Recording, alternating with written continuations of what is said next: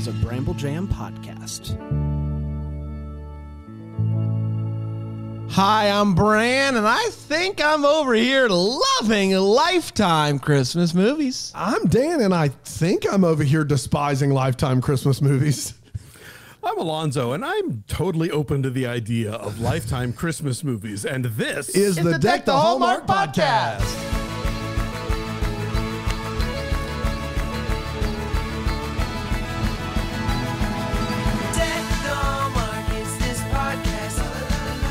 It is this podcast. Like Hi. I'm serious. The composer of Smurfs, they did that theme for us. Or like God bless Trolls. them. Yeah, or Trolls. Yeah. Boy, haven't done the Trolls. Justin Timberlake? Yeah, Anna Kendrick and Justin Timberlake did it for us. So that's what happened. Okay, yeah, be jealous. Yeah, we did it. Yeah. It's another Monday, which means classic non-Hallmark channel Christmas movie. Classics. Other networks. We've been to Netflix. We've been to ABC Family. We have done a Lifetime.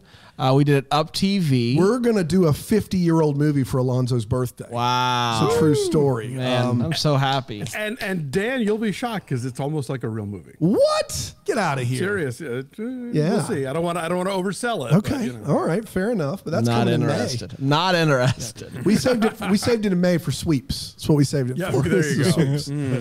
Alonzo, how are you today? You doing well? I am good. I'm good. I'm just getting through these last weeks before I feel comfortable entering the world again. So, that's right.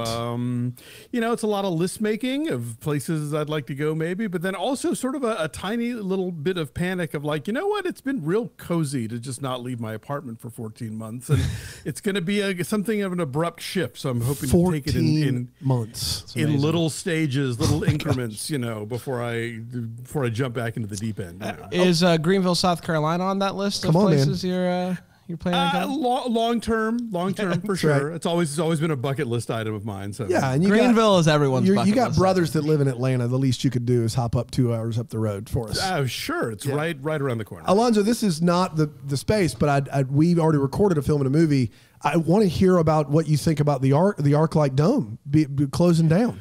Woo. Well, it's if it actually happens, it would be a terrible thing for Los Angeles. It's the not just the Dome and the ArcLight, but also the theaters of the Grove, like the whole Pacific Theater chain is saying now they're going to close. But my good friend Mark Edward Hoyk, who really worked at the New Art for a long time, really understands the nitty gritty of distribution more than I do. Says, look, they are playing chicken. The theater chains are basically saying, we're not going to pay you the back rent that we owe you for the last, year and a half. Yeah. So fine, here's the keys. You guys do something with it. Find a way to make it monetizable. Yeah. Exactly. And so I think for the landlords, it's going to be easier to either make a deal with Pacific or make a deal with some other chain to come in and run it rather than tear down these buildings. I don't even know if they can tear down the Dome. I think that's been protected. But I imagine that most, if not all of these theaters will reopen under some auspices or other in the near future. The unfortunate thing would be if Santa was on the lease of and the they Dome. Because lost then it. it's just if they lost that, you got to find that paperwork and then forget it. Man, Santa's dome away from dome. If you know what I mean. You said it, pal. You said it. Feel good about it. Feel good about it on a Monday. I'm very excited to talk about Snow Den Christmas. People have been asking us to do this one, and we interviewed Andrew Walker before the first season of Deck the Hallmark, and it was this whole thing where he was like, hey, I'm going to be in a Lifetime movie this year, and we gave him a hard time. Then obviously we never watched the movie, and then people have said, and it's got, Bethany Joy Lenz as well, so seems like a no-brainer. Andrew said that this is his favorite movie he's ever done. Wow. So, man, no pressure. Andrew putting it on. We'll see if it lives up to the Andrew Walker hype, won't we, boys? We are talking about Snow Den Christmas. It originally aired on December 16th, 2017. 2017. What else like this? Jenna and Kevin are both writers for Epiphany Magazine. The Epiphany Magazine? The Epiphany Magazine. Their boss has paired them to work together on a big project that is going to come out, be released on Christmas Day. It's the Aspen Project. Oh, You know the the Aspen Aspen Project? Project. Oh We my all gosh. know it. They both have to write a piece about Aspen. Whoever writes the story that gets the most clicks, the most online buzz, will be awarded the MVW, the most valuable writer. Now, Stakes are high. Stakes are very high here. Jenna's boss asks her, hey, how are you doing with the holidays and being newly single? And Jenna's like, I'm good. I just want to work. You go, girl. So they're both going to be going to Aspen together, and they're going to be spending plenty of time together, so you better get used to it, kiddos. They bicker a lot on the airplane, and they feel like they have each other all figured out. So they're side by side on the plane, and due to a blizzard, they have to land in Santa Claus, Indiana. With nowhere to go, they bump into Santa and Mrs. Claus looking couple named Carol and Chris. They own an inn in town and invite them to come and stay with them because they got some rooms available. They arrive at the Winters Inn, and it is all decked out for Christmas. It's awesome. It's amazing. And Kevin's not really feeling it. The next morning, they find out that they will be in the Winters Inn at least for the next few days because there's no way out of Santa Claus, Indiana. They also find out that it's Winters Inn last Christmas because it's being bought up by the bad guys. It was a historical site, but the town said that since the person who founded the inn is fictional, it's not a historical site. Yeah, the inn was founded by Santa, so that'll do it. When the boss finds out that they're in Santa Claus, Indiana, she's like, there has to be a story here. It's Christmas time. Find the story. So they spend time looking for their own stories, but they also end up spending a lot of time together, seeing as how they're both here at the inn. And she learned that Kevin isn't always a jerk, and he learns that Jenna is really fun to be around. And one night, they both can't sleep. They end up baking cookies, thank God. And we find out that when she was a kid, she was put up for adoption, but no one ever adopted her, so she's never had Christmas with a family. Holy smokes. And we also find out that she was looking forward to having her first family Christmas, but then her boyfriend broke up with her. Gosh, so that's sad. And he talks about how, he loved Christmas growing up, but he doesn't like really get into the nitty gritty of it. They go for a walk at 2 a.m. and they talk about how much they admire each other's work.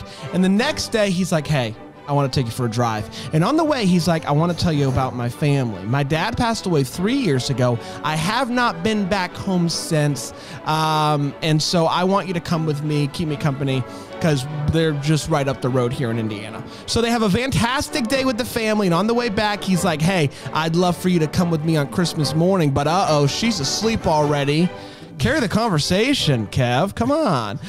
When they get back, they get into a real sassy / sexy fight, I'd say. Yeah. And they get close to kissing in the midst of the fight, but no dice. They'll make up for it later, though, boys. Don't worry. The next day, she's poking around in the basement, and she finds a picture of Chris and Carol, but it's from 1842. But they look exactly the same. So she takes it to Kevin, and Kevin's like, this doesn't make any sense. And she's like, well, what if Chris was actually Santa Claus? And Kevin's like, I can't believe you said that out loud. We get a look at Kevin's article, and it's basically him saying he's falling in love with somebody. So that's an article for the ages. It's time for some big Christmas Eve party, and they're both looking all sorts of snazzy in outfits provided by Chris and Carol. We'll get into it. They slow dance, and suddenly her ex-boyfriend walks in. He's like, hey, can I cut in? And Kevin's like, yeah, I guess so. I mean, what do you say? And so they start dancing. He's like, I've really missed you, and I know I messed up, but I'm ready to take that next step. I want you to come home for Christmas with me. And she's like, oh gosh. And he's like, I'm here to rescue you from this weird tiny inn. Not necessarily wrong, but just read the room. And so she leaves reluctantly and tells Kevin that she's excited to read his article. It's midnight, and we see both of them looking outside the window, him at the inn, her in this weird hotel, and they see a gold streak come across the sky. But when the boyfriend looks, he doesn't see it. He doesn't get it.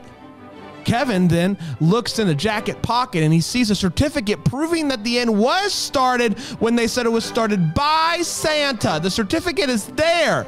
And it's at that point in time that I yell, "It's in the jacket!" And the mail lady walks in and looks at me very weirdly.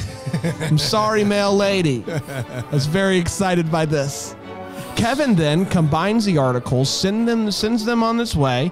It gets posted. Jenna reads the story and she's like, "Oh my gosh, this is crazy. This is amazing." It's Christmas morning and he's with his family. They hear the doorbell ring and he opens it up and she's like, "I love you too." And they kiss real big ones. And he gives her a stocking that belonged to his dad. Now it also belongs to her. They play Christmas charades, and that, my friends, was Snowed in Christmas. We did it. Woo! Yes, we did. Woo! Yeah. Yeah, sometimes I get excited, and sometimes I yell, and I get very excited. You're taking my all the feels here, which had nothing to do with the movie. We can just tell it now. Okay. Sheila, God bless you, Sheila, sent us a care package with all of our favorite goodies. It's very exciting. It doesn't fit in our mailbox here at the office, and so we're watching this movie, and the mail lady, she is allowed to just come in our door and put the packages down. We let her do that. That's no problem. But it happened when Andrew Walker is pulling this thing out of the jacket, and Bran is going nuts. He's like, "It's in the jacket! It's in the jacket!" And she is standing at the door just looking at us. And I looked back and I was like, thank you. And she was like, "I want to work with y'all. Y'all seem fun." She had one hand on the dog spray. That's right. That's exactly right. It was just like, "Hi." It was quite a treat, man. Yeah. I'm so happy it happened. I'm happy it happened too. Hey, let's take a quick break. We'll come back. We will get to some more feels and some way what's and all that good stuff here on Deck the Hallmark.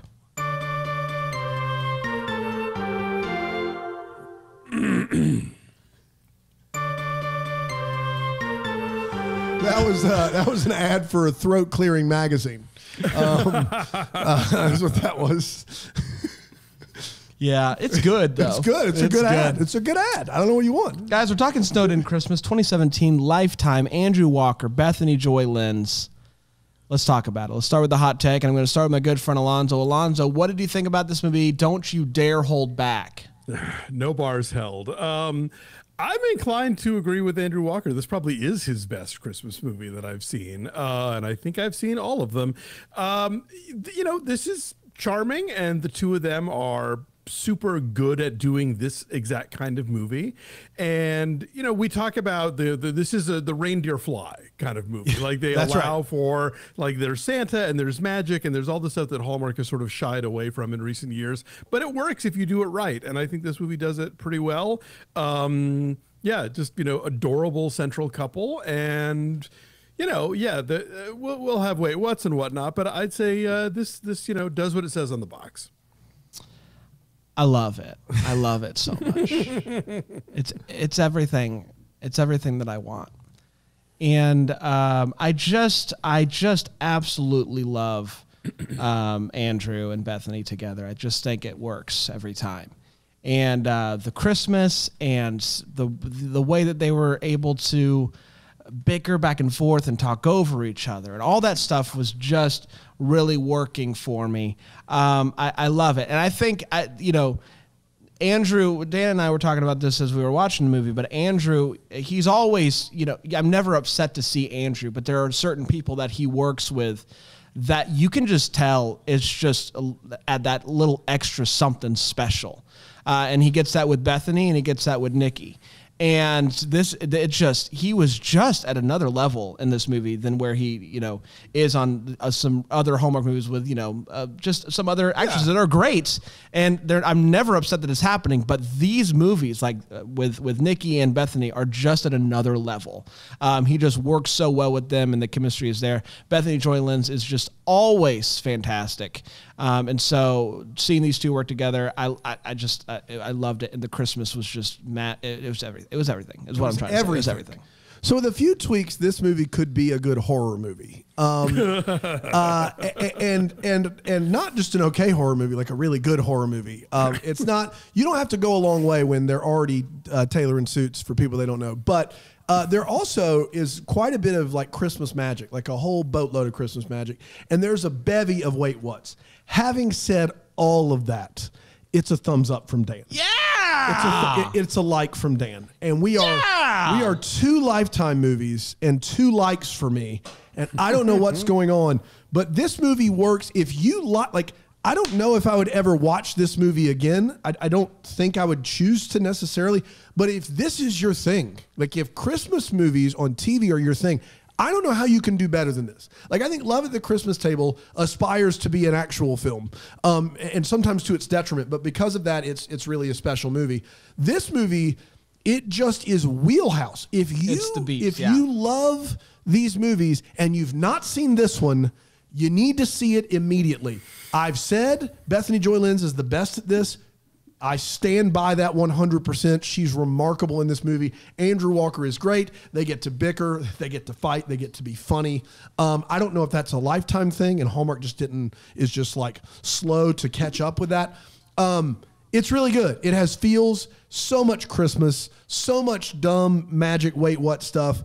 But 100% worked for me. We didn't get one of these all holiday season. We didn't get like Delivered by Christmas. Do you think did Hallmark pass on this movie like because of the magic? Like in 2017 they were trying to move away from any sort of magic, and I just don't get it, because like you said, Alonzo, if you do it right, you can do it. And this movie does it right. I like it just is a no-brainer to me. I just don't know how it happened. I don't know how this movie ended up on Lifetime. Like we've never watched one in season that's as good as this. So in 18, 19, 20, those 120 movies that we've watched, none of those are as good as this movie. I'm still going to plant the two turtle doves. Two turtle doves. Yeah. That's fair. But no, you're right, and believe me, there are a plenty of Lifetime howlers. Like you're getting the cream of the crop here. So don't. Yeah, we watched their 2 best movies. Yeah, exactly. Don't leap this podcast to deck the Lifetime, because you'll be disappointed. Yes, yeah. But no, you're right. This is as people have always said, people who like this sort of thing will like this sort of thing. This is how you do one of these movies, and you pretty much like hit all the buttons that you're trying to hit. Yeah, it really is. I mean, it's good. It's for a TV Christmas movie. Yeah. This is everything you could possibly want. And those 2 leads, man, they are great together. They really are great together. You know what I also think is really interesting? This is a Gary Yates film, and Andrew does a lot of Gary Yates movies. And I think they work well together. I think like, you know, he's mentioned how much he likes working with Gary and how he kind of brings out something from him. Nikki and so does I think, too, so I think there's something to that as well. I also think Gary, who makes a lot of these movies, I think this shows you, like, not that his movies on Hallmark are bad. He's a pro, but you give him a little bit more wiggle room on Lifetime, and I feel like it behooves him to continue making Lifetime movies, because his movies are always competent. You know what I mean? Like any movie that we see with it, Sweet Autumn, like the movie you guys loved, like he directed that one. He's directed so many of these with Nikki and Andrew. But this one, 12 dates over the last holiday season. Holy cow. Yeah. I mean, it's just great. It really is. If you're going to sit down for 84 minutes and watch a Christmas movie, make it this one. I really want to know the Stephanie Meraz connection, the woman who plays Andrew's sister in this movie. Yeah. Because she is also in, with Andrew, Marion Bright. She was also in A Dream of Christmas. Wow. Like she's been in a handful of these, and Christmas in Tennessee, another one of his Lifetime ones. Like she keeps popping up in his movies, and I'm wondering if he's like, get me her, or they're all directed by. I don't know what the connection there is. Are they all Dream of Christmas? Is that a Gary Yates joint? That wouldn't surprise me. That's an out there type of movie. There, but it's also Nikki and Andrew. Yeah. So, you know, who knows? Hang on, I can tell you. You can tell me. It's a Gary Yates joint. Yeah, there you go. That checks out for sure. Yeah. Gary. Let's get to all the feels. Part of the show we talk about what in this movie gave us feels. Panda. I mean, Alonzo.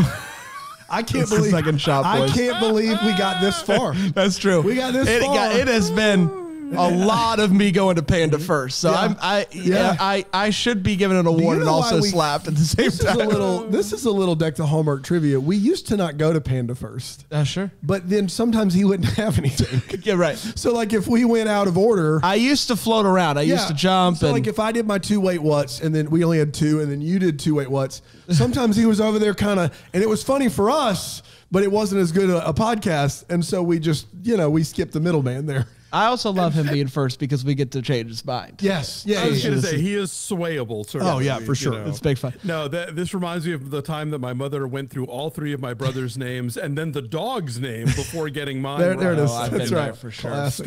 Story of my life. Sorry, Alfonso. Anyway, It's Sorry, you. Go Alfonso, for it. you go ahead, pal. Okay, Fran McNasty. Hey, do you remember that time that Bill Abbott called you Alfonso? Oh, vividly. Yeah, that's great. And we just all enjoyed it. Fran McNasty is so great. Yeah. That's great. That's what I have on the back of my jersey is Fran McNasty. Living for it. One of the better baking scenes I've ever seen in one of these movies, I have to say. Here's the thing. The two of them are so charming together that they make the matching PJs bit work. Oh. Yeah, I don't know. And they're not even particularly warm pajamas. Like they look kind of summer weight for Indiana in December. Yeah. But they it's like I remember when there's that scene in Pretty Woman where Julia Roberts has the brown dress with the white polka dots, and a friend of mine said that's the kind of dress that looks good only on Julia Roberts. That's right. And unfortunately, other people are going to buy it thinking that that's what's going to make them look like. The matching PJs bit hard to sell, I think, but those two do it. The all is lost. What the pros call that moment in the movie where it seems like the couple is broken up and they're not going to get back together. Always a tough hill to climb because it can't be so terrible that like someone's done something unforgivable. Very often it's like, oh, I overheard something and it turns out I thought that y'all were back together, but some nonsense thing. This one actually gives you a decent one that makes sense, that actually does pull them apart, and you think that there's a reason for that. And so like that's just a plot element that I've seen mishandled so many times in this movies that I got feels from the fact that they were doing it right.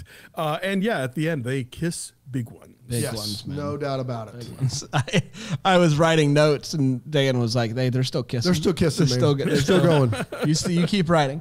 I agree about the cookies. I was thinking while they were making those cookies, it actually looks like they made the cookies. Yeah. Like the cookies that came out of the oven looked like the ones that they, made during when they were making them, and they've had the M&Ms in the exact same spot. So it was I was interested. And if I don't know why they would spend the time to actually bake those cookies, but they did. And the biggest one for me, I don't know, what it is about sign language in Christmas movies, but it always works. And it worked double time because we find out that Andrew knows sign language because of his grandfather. And when him and Bethany Joy Lenz go to his house for the first time, his sister, now Dan had to explain this to me because I don't know a lick of sign language, but his sister basically tells her that tells him I like her, and he does like a me too sign. And so that like the fact that him and his sister are communicating with sign language, which they know because of their grandfather, and it's all coming back, worked for me. I love that. Well, sign language usually gets an eye roll for me because it's not used as hey, this is a language. Like this is a foreign language, just like anything else you would learn if you only speak English. Instead, it's used as a gambit to win a girl's heart or to get in touch with Santa. And that bothers me. But then to see them do that around the dinner table, 100% made it more palatable for me. But it had a purpose. That's right. The feels in this movie, before that they were just ripping off the remake of Miracle on 34th Street. Yes, it was just a pure like, oh, this is classic. Another one where Andrew Walker gives the girl the kid in the airport. Yeah, like they keep playing on this thing. She thinks he's terrible and he's not. If you're not what Bethany Joy Lenz does in the last scene where she shows up at the door and tears up and says, "I love you too." It is one of my favorite love declarations in that I've ever seen doing this podcast. It's perfect. It's not overdone. There's not a big speech. She read the article. He knows she read the article. One tear, I love you too. It's perfect. It's the feels that we all wanted. And they kiss big ones. And we got it. Very rarely does the kiss is coming. Very rarely does the declaration and kiss live up to what we've seen before. And it does. They absolutely nail it. Wonderful. Yeah, that's the easy one, but it is mine. There are others, but that one in the sign language at the dinner table. I think I did laugh at the big one kiss though, because they gotta repositioned for the camera also, like obviously. Yeah. But in reposition, they also give his whole family just a front row seat into that big old kiss, which is just uncomfortable. I feel like it's just like, but they sell that moment because, again, I think when we talked about this with Snow Globe, like you have these relationships that don't mean anything at the end because we've barely seen the two people on screen together, whereas this film actually gives them the real estate to get to know each other and understand each other and build a relationship. So when they do say they love each other, you buy it because you've seen it happen. Yep. Yeah. I mean, they're on camera together from minute two, essentially. Yeah, most of the movie. Yeah. It helps when they know each other beforehand. I've said that, like, about these movies. Like, when they do, it seems to, they've put a foundation there that we don't have to try to figure out in 84 minutes, which is great. Let's take one more break. We'll come back. Wait, what the hallmarks? Love it. Alonzo is here, everybody. We'll be right back here at Deck the Hallmark.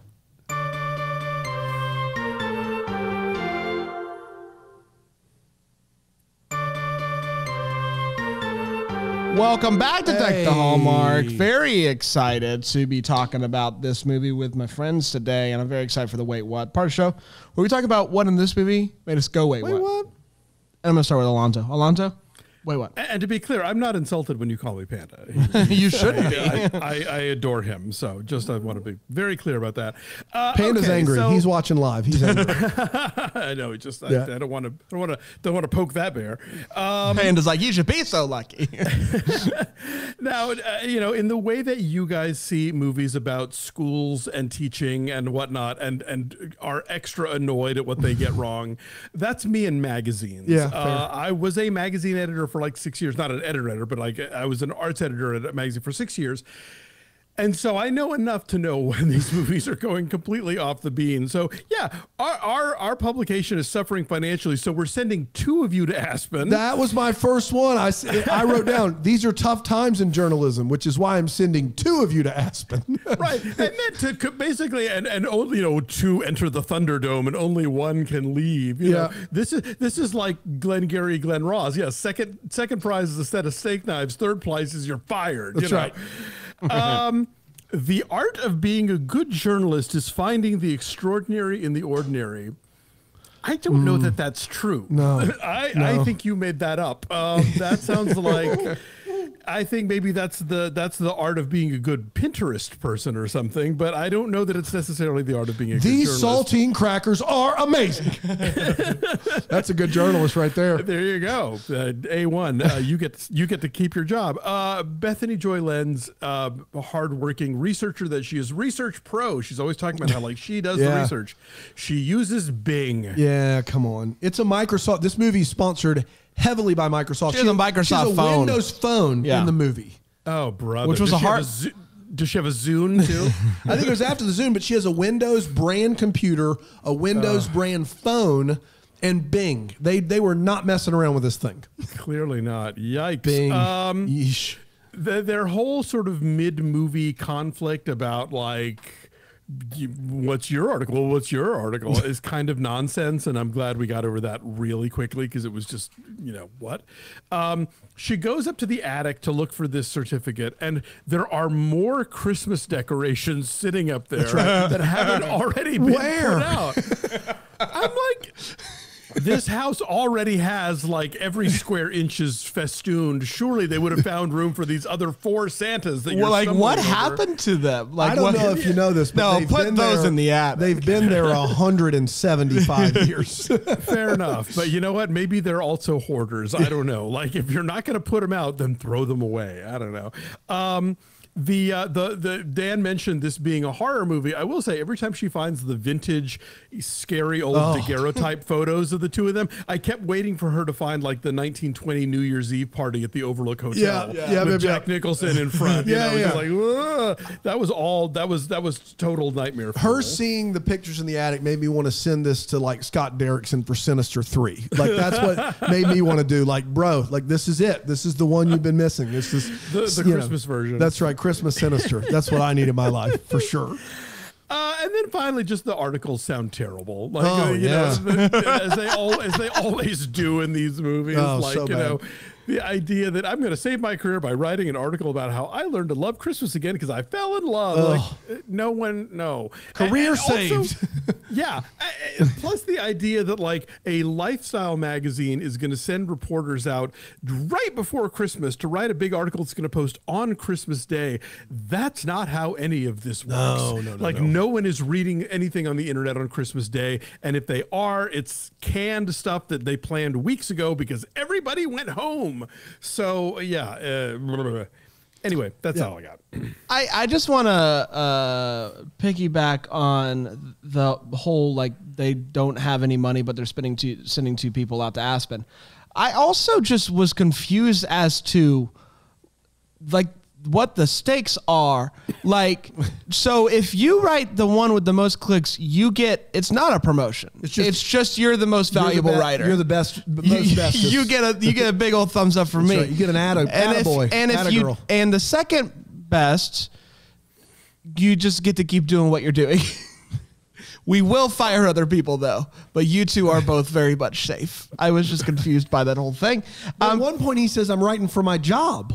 He says he's writing for his job. I thought second place means adios. Which would be dumb because she says they're her best two writers. But at one point he does say that I'm writing for trying to save my job, and he holds up this pad like he's in spotlight, like he's holding up this like pad, like I don't like it doesn't make any sense to me. But does the boss ever say that the second? I feel because I like whoever gets the most is the most valuable writer. That's all she says in that scene. Yeah. But it's intimated that the other one doesn't have a job, I guess. It's bold. I got a bunch of crappy writers, but you two are the best. One of you, out of here. See ya. I just want to point out that complimentary PJs are incredibly tricky. Yeah. They're very. It is not like a robe where you can tie it to fit. No. These are. People are coming in all shapes and sizes, and you go with the. Thank God they're both smalls. There's 3 PJs in the drawer. Is what he says. Do you think it's a drawer full of PJs? And you just pick your size out of there? I'd love that. They got extra small to quad X, and you just go. It is Santa, so magic. Yeah. Like it's just always. Maybe he knows their size from the list. He does know their size. Yeah, we know that later. He made the suit fit. So yeah. We'll get there. Andrew is reading his article that he just finished, and he's reading it out loud. And at the end, I believe he says the end. He does say the end. And and I fell in love, and it was awesome. The end. It made me laugh. Yeah. And I just, the sister here calls up Andrew, and they're talking, and her husband is asleep on her lap. Oh man. Which is fine. Maybe they were watching something and he falls asleep. She could not care less about that though. She could not be talking louder if she tries. No. That poor guy just wanted a little nap, and she is just yelling at her brother. And I just felt so like I would feel so bad even taking a call if my wife was asleep on the couch next to me. But she just went for it. And she's squealing too. It's crazy. It's not even a loud whisper. No, it's not even a loud whisper. Hardly. I did forget one history feels.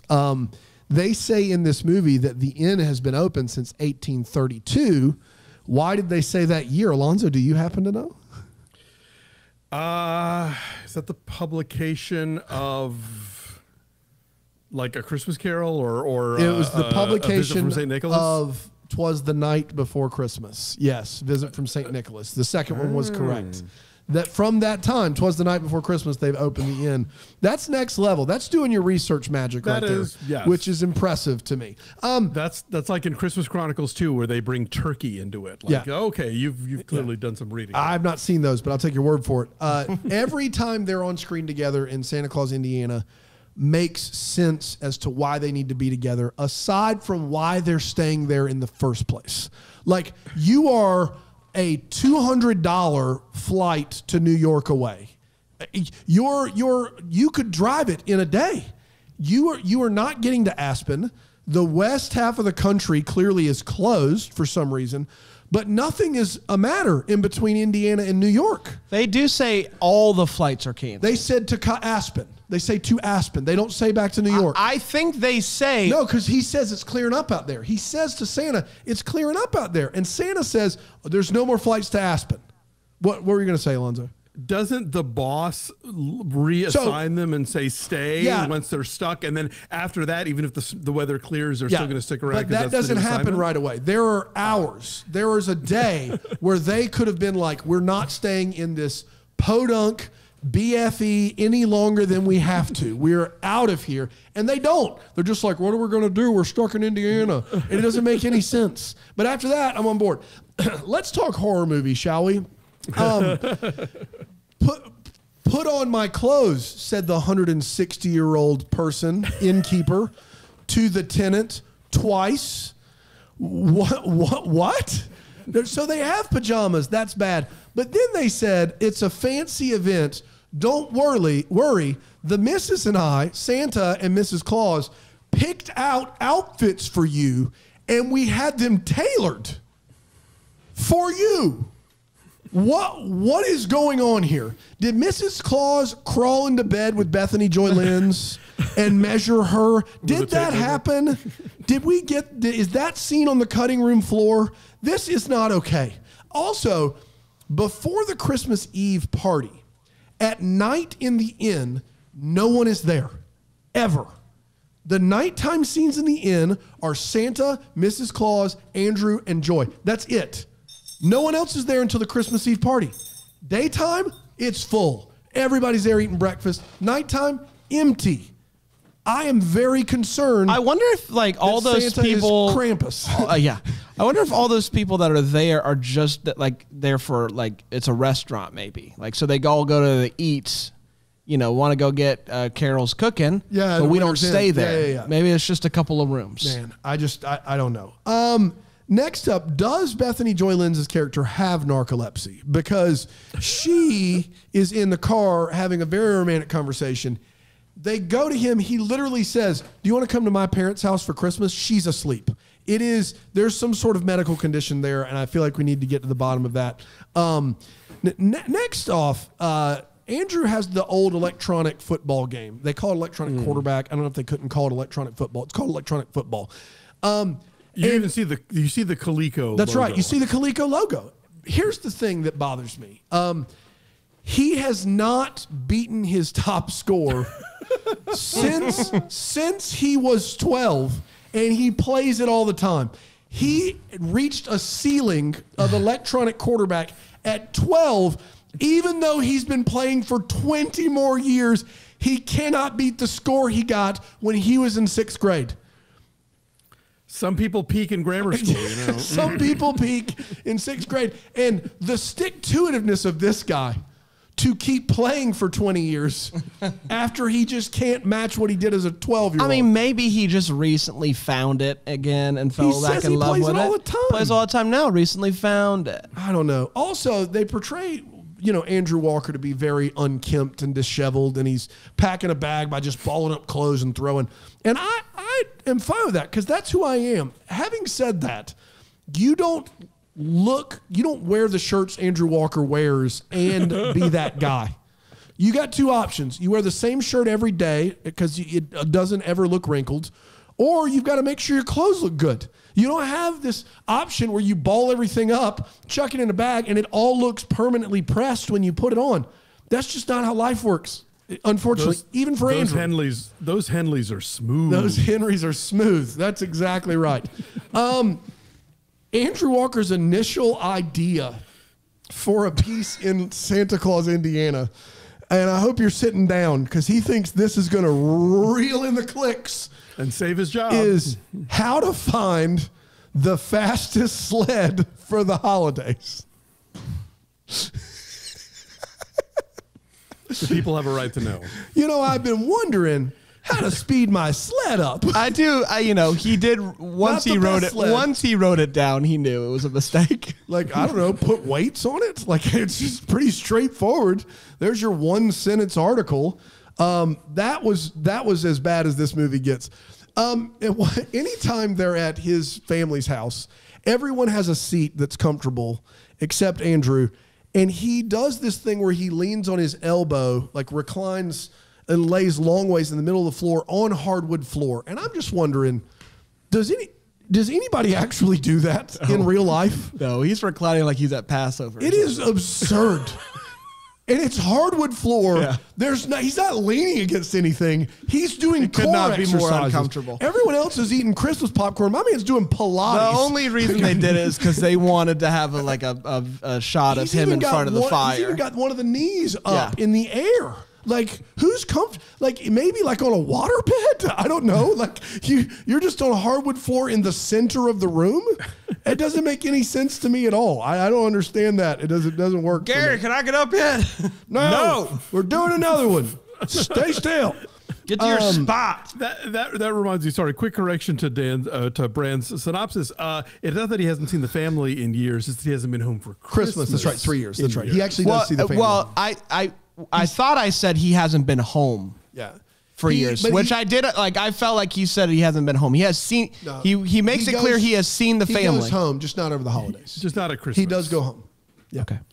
So they should have a chair for him. Is That's what I'm right. saying. Yeah, they should at least have something that he could sit on, like a bed of nails. I don't know, like something that's better than what he's doing. A ball, whatever. Right. Yeah. Can we talk about the ex-boyfriend, the Baxter here? Ooh, boy.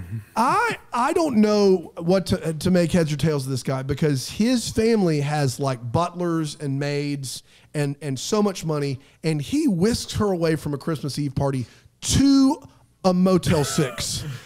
There are cobwebs amidst yellow painting in this one window motel room. Like, that bed vibrates. Like that room. How? What is he like that in there? You're all fancy and you pitched like, hey, I got us a room. We're gonna go and you get Near there the airport. Near the airport. Now that should have been a giveaway, but this is a room that working class Dan would not stay in. Like, I would be like, no, it's a no. You remember that room we stayed in before we got on the airport in Charlotte? I do. That was a tough sled, and I booked that one. But that one was great compared to this room. Yeah. That was awful. And then also, he says his family exchanges gift cards, eats a meal, and then watches the news on Christmas Day. Is he a robot? Did he? What happened there? We have found a worse Baxter family than the one in Very Merry Mix-Up. Oh, and I thought that was the worst family we were ever going to get. But just I don't know. That family is bad news. You're right. They Ooh. actively hate each other. Yeah, they don't like each other. This family may like each other. They just don't know what Christmas is, and they just watch the news instead. Oh, and they don't eat a meal. They eat Thai food on Christmas Day. Come on. Get out of here. That's all I got. It hurts my heart even hearing all that. Hey, do you know where I would find the fastest sled for the holidays? I don't want a fast one. I want the fastest. I want to know, like, Check Epiphany. what was he? Where do you go with Is that Epiphany information? like BuzzFeed but classier? Like what? It's a travel magazine, but I guess also with they also help you. Now, when you get to town, you're going to want the fastest sled. You don't want to be caught in a situation where you're losing the sled races to townies. No. Like, what is this? What's happening right now? I mean, and the Feast of the Epiphany is the 12th day of Christmas. I don't know if the movie thought that out or not, but that's a nice little shout out. Amen. It's time for What the Hallmark is part of the show. What the time? What? Once in a lifetime. Once in a lifetime. There, that's not bad. Where we talk about where we wonder what could have been maybe happened, give some clarity to any questions that we still have. Alonzo? I'm wondering if the Winterses reenact this drama every Christmas for other unsuspecting reporter couples who show up. Oh, yeah. Because there's something about this that all seems very like they know exactly where this is going to go, and they're manipulating all of these events to occur. And I'm just wondering if some other hapless pairs of journalists who need to get together find their way to Santa Claus, Indiana every Christmas, or if this is just a one-time. Well, but here's the problem. They really put themselves in a jam here because now it's been published. That's right. That the inn is saved. True. You can't have any more, no did more. the inn, I wasn't going to make mine, but did the inn really need saving? Yeah, that's a great question. I don't know if it did or not.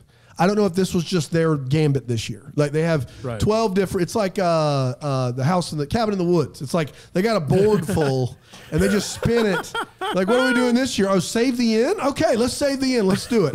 Like that would make sense to me. I like that. I think that's what we're dealing with. I think this is a I want to write Santa that. Claus, Indiana. I want to write that movie. I like that. I do have logistical questions about, Santa's operation here. Like, it does seem like he has traded in the North Pole for Santa Claus, Indiana. That's right. He lives there. He has what appears to be one elf in a room full of clocks. And I just want to know, like, where are the toy? Like, he's clearly Santa. North Pole. So he's still, but it is important. A little, zoop underground to the North Pole. But here's where it gets tricky though. Is he takes off from Santa Claus, Indiana at midnight? Did we establish he took off there, or they just saw that in the distance? Did we establish he was taking off from Santa Claus, Indiana? I don't think we did. Well, it really depends on because she depends on what you believe. I was like, it's the Aurora Borealis. No, it was clearly Santa. Yeah, but it depends on also your view of Santa and how he delivers toys. So, there's tradition that Santa delivers the toys at midnight to families. So he's somehow everywhere at once. Is he just in Santa Claus, Indiana at midnight because it's midnight and he's delivering? These are all things that are. He's at the Christmas Eve party pretty late in the evening because it is already midnight in like Poland. I think he needs to get on with it. I do love that he is Santa. And he is going to travel the world, but he does need clocks still. Oh, everywhere. With all the time zones. The time zones are tricky even for Santa, is I think what I'm getting at here. He's in Indiana, he wants to know what time it is just everywhere. One time, and Santa wouldn't have this issue. Yeah. Still a bad idea, Brand. Stop Thanks. But Santa would like it. Yeah, that's all that matters. Mine is not Santa related, unfortunately. Mine is about this last article that was written. I love the idea that they combined articles, but I don't know how they combined articles. Like how did he get her? How did he get her article? So for me, is the new article really he wrote it and it's her research and that's why it's by both of them, or did he find her article somewhere and just kind of finish it and kind of put the finishing touches on it? I'm very confused. It is possible. Her Windows laptop. No, those things are bulletproof. It is possible. They said they were gonna. No. Yeah. They said they were going to exchange them at the party, but she says I didn't finish, and he didn't give her his because it's a declaration of love. So I don't know. My guess would be that he didn't use any of her actual writing, just used the evidence. Research. Yeah. But he found the deed, so really. Like she just binged a few things. Yes, she has little to do with this, but you also don't get the girl that way. That's You gotta. There's no act of love like sharing a byline. That's right. It's the long game, man. Or like no act of hatred, like sharing a byline like Fastest Sled. Like you're going down with me on this thing. I'm not taking all the heat for Fastest Sled. Can you imagine? Both of us. That's the one. We both thought this was a good idea. Oh, and I love you. It's just one word. Red ones. Also love you. Yeah. Ball weights. Aluminum ball weights. Love Spray you. It with that, whatever that Clark Griswold stuff That's is, right. Yeah. I am interested now in what, the Fastest Sled. Yeah, of course. But that's neither here nor there. We did, everybody. Congratulations. Alonzo, I will let you have some parting words here, some wisdom that you would like to share with the listeners to get them through another week here on a Monday. We are heading into May, and that of course means for a lot of people the end of the school year, which I'm sure this has been the kind of school year that was all one giant question mark. Anyway, I hope that everybody is allowing themselves a little time off, a little time to just sort of take a breath. And, because we've all been through collectively a terrible year. Parents, I know, have had just a lot to deal with.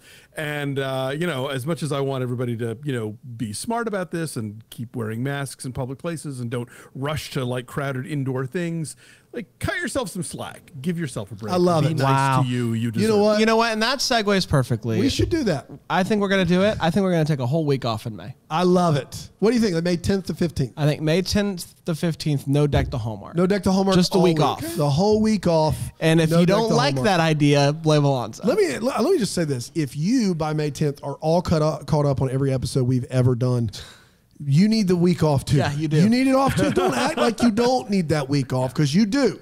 And we'll be back before you know it. That's right. And there's so much other Bramble Jam programming for you to catch That's up right. with during that week. Yeah. You know, Yo Gavel Gavel, History Hallmark or His Story, Book Hallmark Club, Book Club, a film and a starring movie. Panda, Who Is Not Me, a film and a movie, That's right. certainly. I mean, come So on. yeah, there's we got you covered for that week. I love it. so true. Love So it. true. Love it. We'll be back tomorrow with It's that I don't movie with know. the cook, and she No. doesn't want to be with him. Yes. She wants to be with another guy. But she's Right in front of you, or yeah, right in front of me. Yeah, That sure. sounds right. Until then, may we be the first to wish you a Merry Christmas. Deck the Hallmark is a Bramble Jam podcast recorded live in, that Greenville, South Carolina. Is produced by Brandon Gray. Set decor by Plum Haywood Mall. For more information on all Bramble Jam podcasts, you can go to bramblejampodcast.com. For more information on how to listen to Deck the Hallmark ad-free, you can go to bramblejamplus.com.